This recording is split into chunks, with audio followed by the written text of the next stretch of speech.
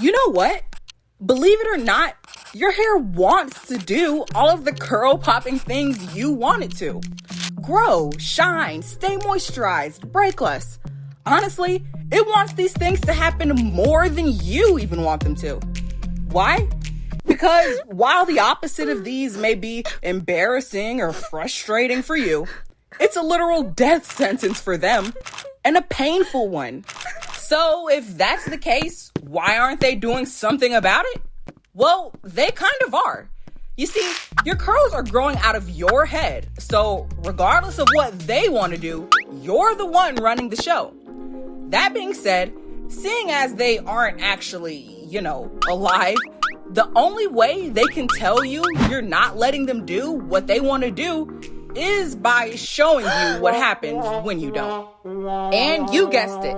That looks like breakage, dryness, frizz, dandruff, itchiness, and any other silent way your hair or scalp may be saying, just let me be me. And I get it. Remember, I'm on your side here. So I know you're trying to give your curls what they want because at the end of the day, that's what you want too. It's just that because they can't tell you exactly what they need to get there, that leaves you stuck trying anything and everything to figure it out. That's why today, I'm going to be your personal hair therapist and help you figure out exactly what mistakes you've been making that have been keeping you and your curls from the happy long hair you both want to see. So, without further ado, let's get into this video. College girls, college girls. So today, Brielle, I'm here to help you tackle the 3 biggest mistakes you've been making throughout your natural hair journey that have been keeping your hair from growing and being as healthy as it could be. For each mistake, I'm going to explain what it is, why or how it happens, and what you should do instead to make both you and your curls happy. So, are you ready to get started? Awesome. What about you, Curl? Okay then, so let's just get started. Mistake number 1 preventing you from seeing growth is you're treating your hair like your child and, okay, Curl has something to say here, I see, so we're just going to let her, and okay, she is in complete agreement on this, to put it lightly. Now, Brielle, I know you may not know what exactly we mean by this, so let me explain, and Curl, you can jump in whenever if I'm getting this wrong. Now, when I say you're treating your hair like your child, what I mean is you want your hair to listen to you without extending the same courtesy to your hair by you listening to it in return.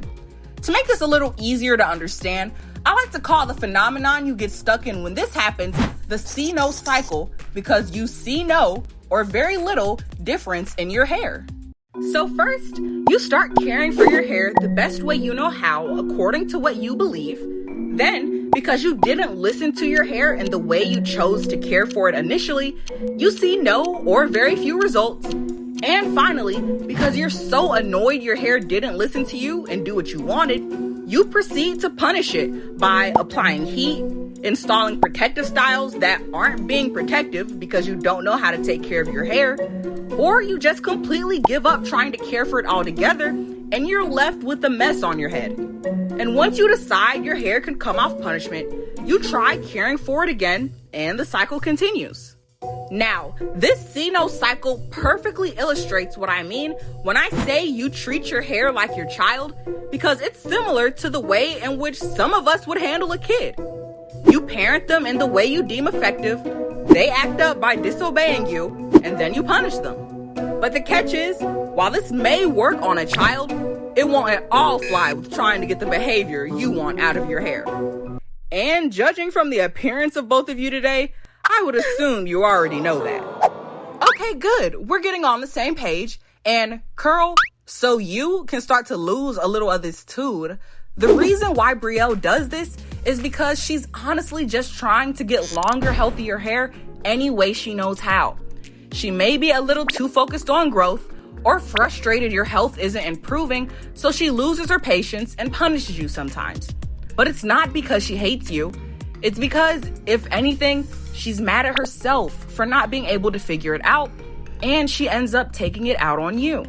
Now, I'm not saying this is right or making it an excuse. I'm just explaining what's going on. And we're here today to fix this anyway. So, Brielle, instead of treating your curls like your child, choose to treat them like your dream boo. Get to know them, learn what they like and don't like, what products and ingredients work for them, how often they should be used. In other words, be excited and eager to get to know everything about them, and don't give up on them so easily if something goes wrong, just like you wouldn't for the relationship of your dreams. I'm aware this can be a little easier said than done, so I want to invite both of you and all of you in the audience today to register for my free hair health and growth training, How to Make Natural Hair Grow.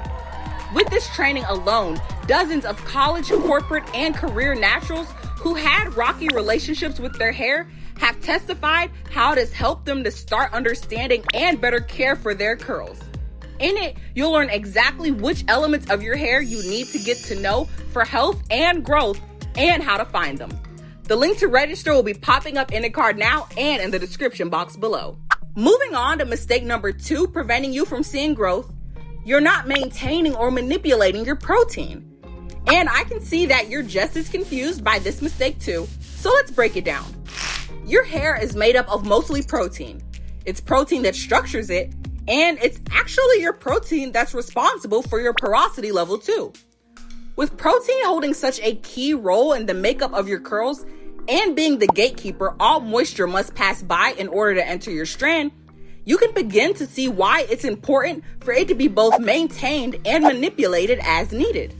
Because it provides structure, maintaining your protein is going to be imperative if you want all the moisture you're applying to actually be retained.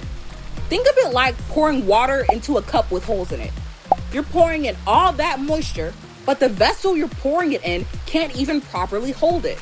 So just remember this: for your moisture to be retained, your protein must be maintained.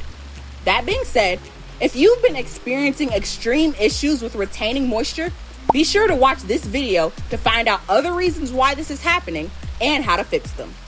Manipulating your protein, on the other hand, is going to be important on the moisture front too, but its purpose is to allow moisture in. Remember how we said protein is responsible for your porosity level, essentially making it the gatekeeper all moisture has to get by? Well, when you're trying to get by a gatekeeper, you usually have to get a little crafty and manipulate them. If you don't, in this case, your curls will likely be left brittle and dry. Now again, curl, Brielle not doing these things wasn't out of malice. She probably didn't even know she needed to do them, or didn't think she needed to worry about protein at all, because we can get so wrapped up in all things moisture. But now that she knows the importance of it, here's what she should do instead.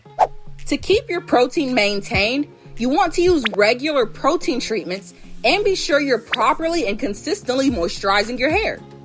Because exactly how and how often you should do either of these varies from person to person, I recommend you watch this video to learn more about protein treatments and register for How to Make Natural Hair Grow to learn the specifics on how to moisturize and apply protein treatments specifically for your hair. To manipulate your protein, this can be achieved through simple as needed methods depending on your porosity. Using indirect heat during your treatments, layering on products, and using certain sealing agents are all examples of common ways to manipulate your cuticle to allow moisture to pass on through and help it stay there once it does. And getting started on our third and final growth-stopping mistake, you're following someone else's routine. Now, while this one is more straightforward sounding than the other two, it can actually be trickier to see as being a mistake, especially if you're newly natural or don't really know what to do to care for your hair. And the reason it can be harder to see as a problem is, well, one, you may not be copying the entire routine, and two, if you don't know your hair that well, you can think what you've copied is working for you because you've seen small improvements, when in actuality, there are things out there that could be working a lot better.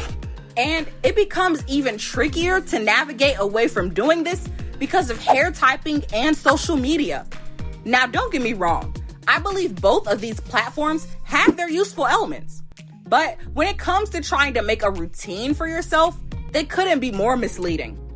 It's so easy to see a picture of someone with hair that looks similar to yours and copy what they do, or look up products for a certain hair type and try anything it suggests in hopes that it'll work, just to end up cheating your curls out of a practice or product that's truly catered to them.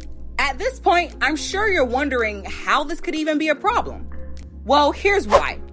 Your hair has many different characteristics that determine what it needs and can handle as far as products, practices, and even styles are concerned. And none of these characteristics can be deemed as being the same as someone else's from just looking at their hair or by going off a hair type, which is also just based on how the hair looks.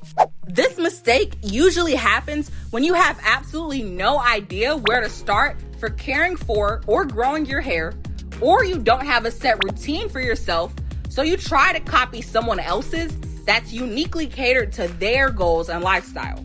So when you catch this happening, here's what you should do instead. Really get to know your hair, like we talked about for mistake number 1, so you can learn its needs. Then determine the needs of your lifestyle and create sweet spot routines tailored to you that easily balance the needs of your hair and your lifestyle. Another potentially easier said than done fix, but that's why I created this free downloadable guide titled The Only Guide You'll Ever Need to Create Perfect, Simple, Natural Hair Routines, that's popping up in a card now and linked below, that explains the only components that need to be included in a routine, on top of you also being sure to register for the free training, How to Make Natural Hair Grow, which goes even more in depth on how to create those routines for your curls and make them fit into your lifestyle. Now, with all that we've covered this episode and the free guide and free training you have access to once you leave here today, there's no reason why the two of you shouldn't be well on your way to a much happier, healthier, and longer natural hair journey. Thank you all for joining us today while we help this tangled twosome, and I'll see you here next time for another episode of Personal Hair Therapist when we encounter another hairy situation. Until next time. And now I want to hear from you. Which of these mistakes is stopping you from growing your hair? How do you plan to start fixing it moving forward? Leave your answers, tips, and tricks in the comment box below, and I'll respond to as many of you as I can. And as always, thank you guys so much for watching. Hit that like button if you liked it. Hit it even if you didn't. Leave a comment down in the comment box below, and make sure you subscribe. And I'll see you in the next video. Bye. College girls, college girls, college girls, college girls.